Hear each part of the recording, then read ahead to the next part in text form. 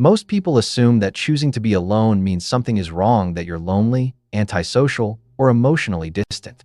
But what if the opposite is true? What if the people who spend the most time alone are actually the ones who understand themselves the best? The truth is, solitude isn't always about isolation.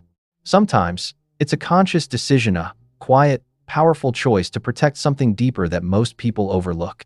For many people, being around others isn't always relaxing, it can be exhausting. Conversations require effort, expectations feel constant, and there's often an unspoken pressure to adjust yourself just to fit in. Over time, this creates emotional drain.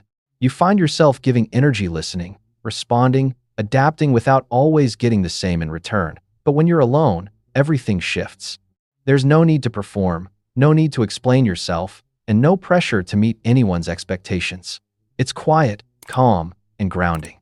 Choosing to be alone isn't about rejecting people, it's about choosing peace after experiencing too much internal noise from the outside world. People who choose solitude often didn't just wake up one day and decide to disconnect. Their mindset was shaped over time through small, repeated disappointments.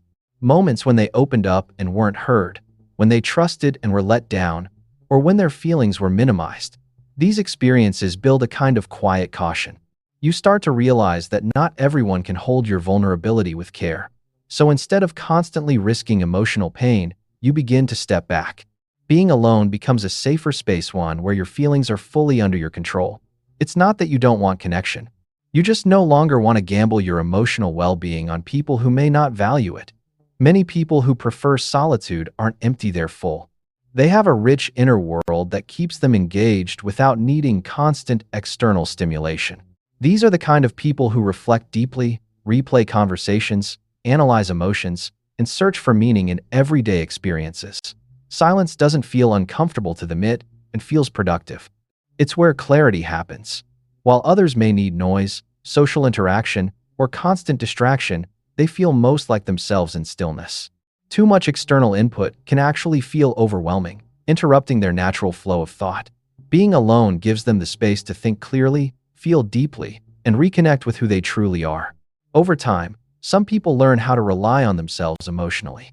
Maybe they didn't always have someone to turn to, or maybe they realized that depending too much on others often leads to disappointment.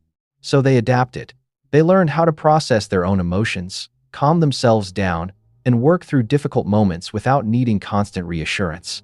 This creates a strong sense of emotional independence. They don't feel incomplete when they're alone, and they don't chase connections just to fill a void. Instead, they become highly selective about who they let into their lives. Because when you know how to be your own safe place, you stop settling for relationships that disturb your peace.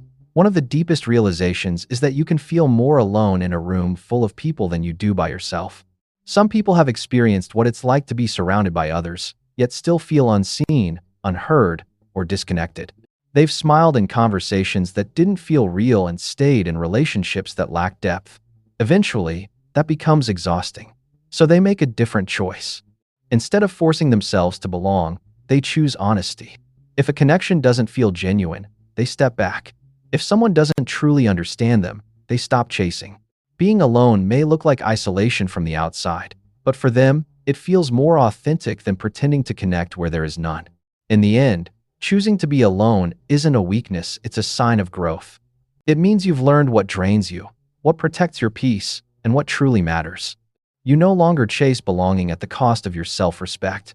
Instead, you choose authenticity over approval and peace over pressure. And that's not isolation, that's emotional maturity. If this resonated with you, make sure to follow and subscribe for more insights like this, because sometimes understanding yourself is the most powerful connection you can have.